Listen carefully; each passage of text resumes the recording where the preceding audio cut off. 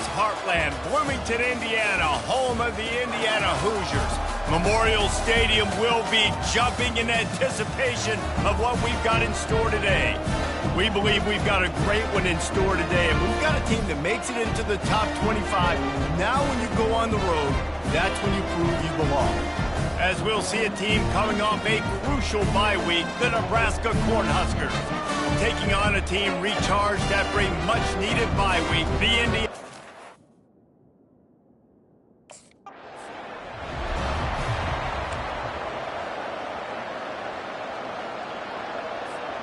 The offense lining up for a first down play. Let's go. Looking to move it through the air. Using the quick game. They make the stop after the catch, and still some work to do to pick up that first down.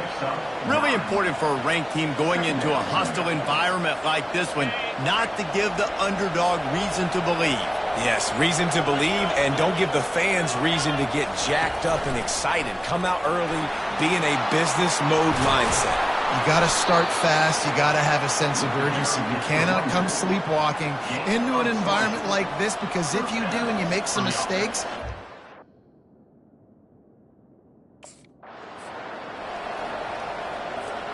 they got nothing on the last play. It's 2nd and 10. Looking downfield, it's Raiola. Gets it out quickly. you know, and that's why this guy can play first, second, and third down. You've already seen him earlier in the drive rip off some nice runs, but he can catch the football as well. They're going to find ways to get him going in all sorts of ways, but you're seeing it specifically on this drive. Oh, he gave him the limp leg. Running toward the tape. Touchdown, Cornhuskers! And once he found some daylight, it was time to make a house call. You know, this guy's had a big role in this offense this year, especially when they get down close to the end zone. That's his 5th rushing touchdown on the year. He's been a factor for these guys offensively.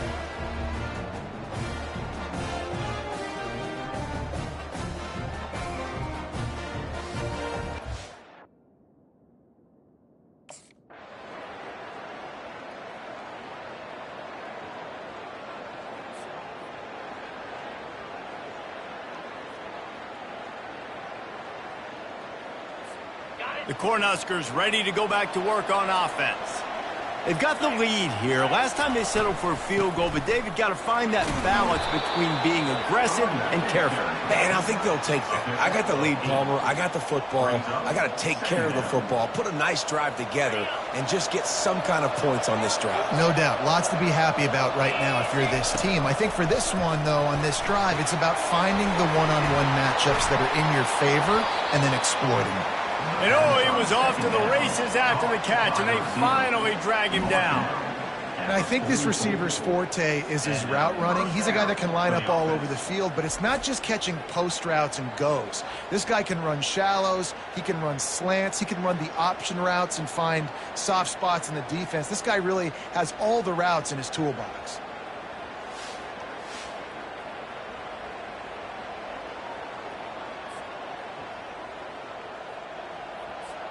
From the 44-yard line, the offense snaps it on first down. Movement here from the tight end. To the ground with the back. Fighting off the defender. Man, a nice second effort by the back to break a tackle. But how about those defensive backs willing to come up, stick their face in the...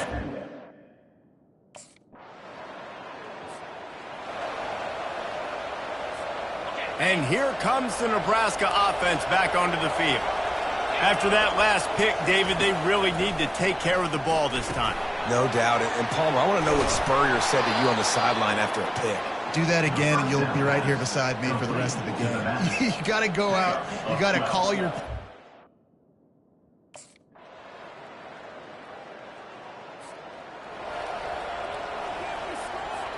They'll have just enough time to get one more snap before the half. Looking for a man. It's Raiola. Unloads to the wideout. Pass is incomplete, and half comes to a close on that play. We played 2 quarters here. Time to go to Kevin Connors in our halftime update. Thanks, fellas. Looks like we've got a terrific atmosphere there in Bloomington. And it's been said football is a game of inches. And guess what? Based on the comparison between third down conversion rate today and the average yard per play, how can you argue that? I mean, the low-lying fruit is to look at some of the explosive plays we've seen and panic. But really, this game is going to come down to which team is more efficient when they have the ball and how they play when it matters most. With that said, let's send it back to the guys at Memorial Stadium.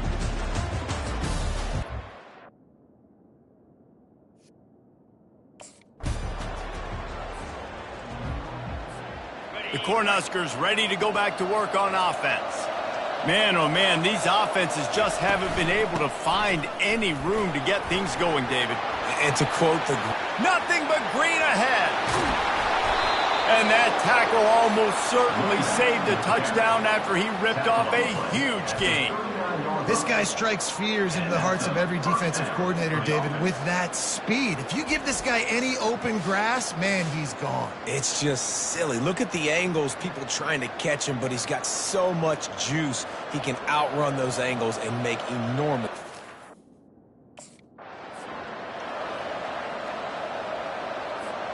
After the 3-yard pickup, they come to the line, 2nd and 7. Running back searching for a hole. Nice move to stay on his feet. Tackle is made at the 27. Let's give him 10 yards on the play, and it is enough for a first down.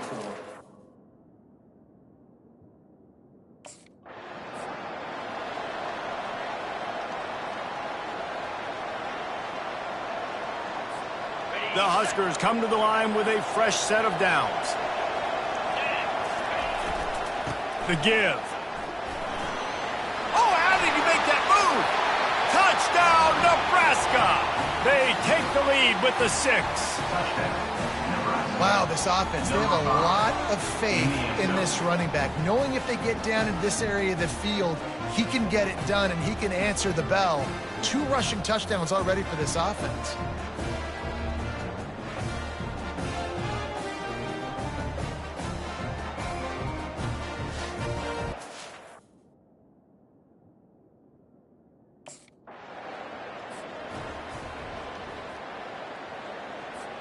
And here comes the Nebraska offense back onto the field.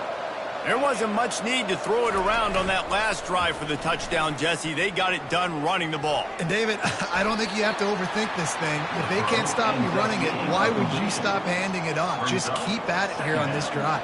Well, and if I'm the defense, I'm...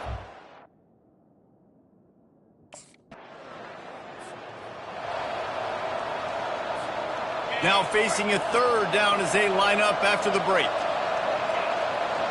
Dropping back, it's Raiola. It's complete. And he couldn't quite get to the marker, and that's going to bring up a 4th down. They were really hopeful he could make...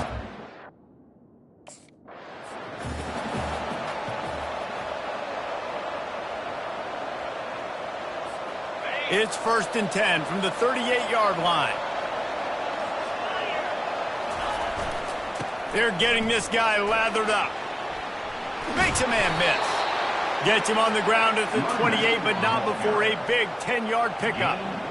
And if this offense can keep that rolling, if they can keep the physical ground game and continue to add these plays up as they go along, long drives, eat the clock with the lead, this coach will be ecstatic. At this point of the game, the offense has the lead. The offensive coordinator knows they want to keep running the football, so he's going back.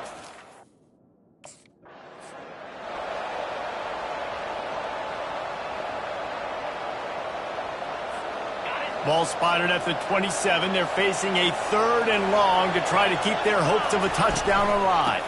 Out of the gun, the running back has it. What a nice job on the ground, working his way ahead for 7 yards and leaving them with 4th and short. They're about 2 yards away. The Cornhuskers are threatening in the red zone. Running for it on 4th down. He rolls all the way down to the 5-yard line before they finally get him stopped. And if it ain't broke, don't fix it.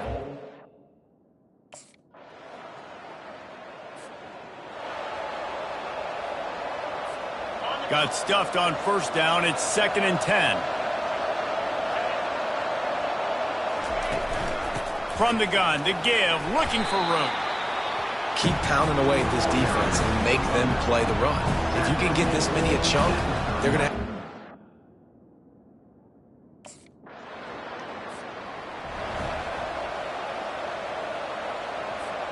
Here comes the biggest drive for the defense, desperate to get a stop. Trying to start the drive with a pass. Fakes his man out. And there might have been trouble if they hadn't gotten to him immediately. This offense is not letting up, guys. They've got a lead here.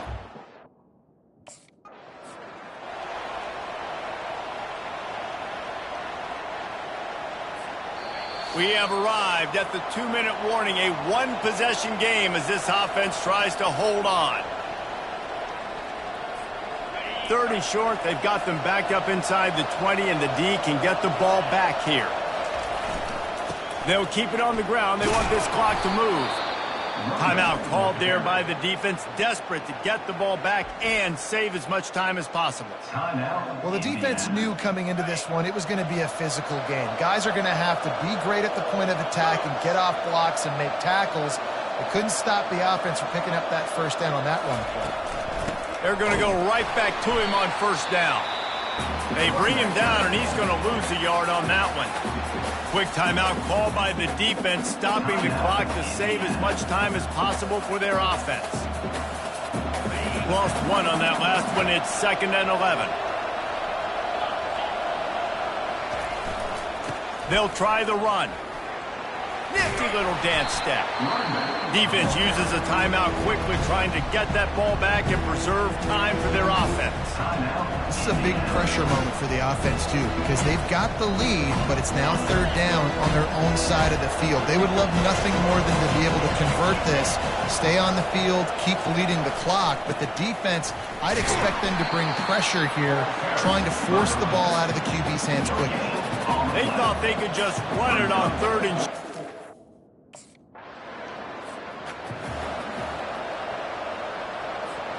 On first down, here comes this offense. The inside handoff. Jukes his way for more. Out across the 30 mark, down at the 35 after the 10-yard gain. Timeout called by the offense. We have 18 seconds left. Ball is at the 35. It's 1st and 10.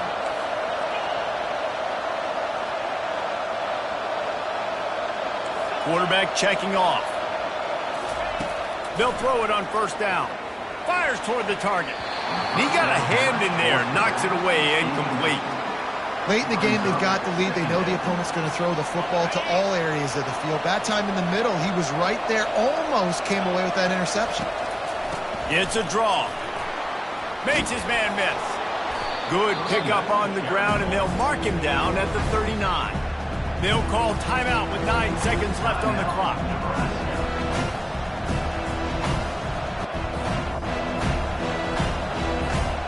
After the last run, would you just give it to him again on 3rd down?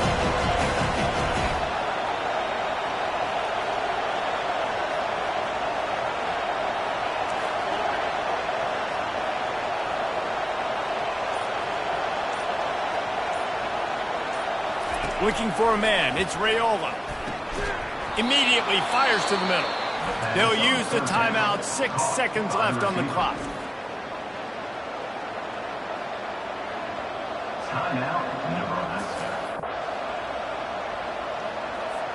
And the Huskers have it with a 1st and 10.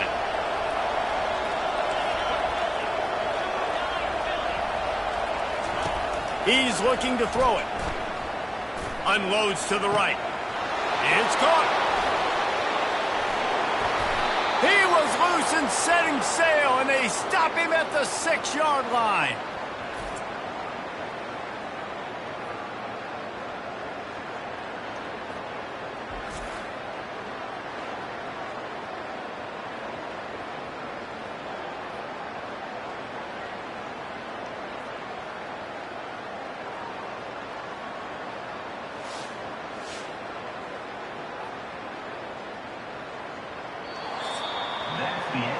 4 quarters not enough to settle this one. We're headed to overtime. And these teams have played so well, back and forth, evenly contested game. How about a little free football, Jesse? Yeah, I love this, David. Free football. I'm finding out which of these two teams is the most mature. Who can settle down now with the game on the line and make the big play?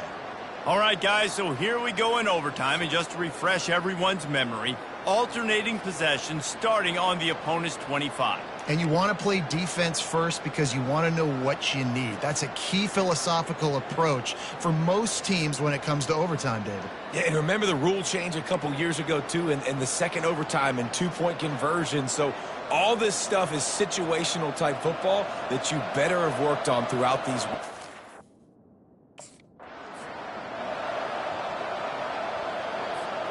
And now on second down for this offense. The give to the tailback. They make the stop, but this running game moves the chains as they get the first down. And that is just an attitude.